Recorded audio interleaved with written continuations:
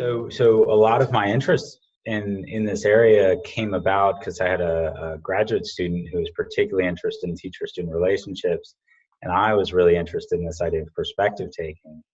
And so in combining those, one of the projects that sort of eventually came out of that line of work was one where we went in, we did this, I think, really neat, fun exercise where we work with a group of teachers and walk through a sort of induction, a step-by-step. Think of a student who's really tough, who's really challenging for you, who you find really complicated to understand. And you're gonna work with a partner, and we're gonna work on taking that student's perspective. And we spend about an hour and a half, and each teacher kind of has a student in mind. And we walk through this induction and series of steps to try and give teachers a better sense of sort of why might this student be acting and behaving in these different ways. So there's a little role taking that's involved. So the teachers sort of talk about a specific instance. They hop into the student's shoes for a little bit, and their partner is kind of there to keep them honest throughout this process.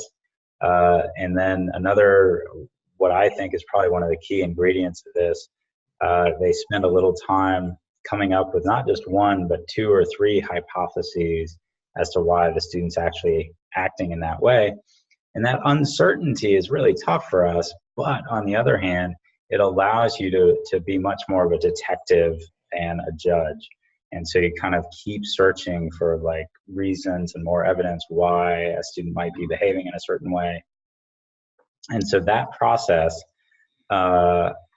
we did a randomized controlled trial on it. So a true experiment. Half the teachers didn't get the treatment until late in the year. Half the teachers got it right around November, I think. So our school year sort of runs September to May or June. So late enough into the school year that they had a clear sense of the students. We did it with a group of them, and those teachers, after a couple months after this treatment, felt like they had better relationships with the students. We were hoping to see that the students also felt that they had better relationships with those teachers. We didn't find that. But the really interesting part was we found that those students ended up performing better in school.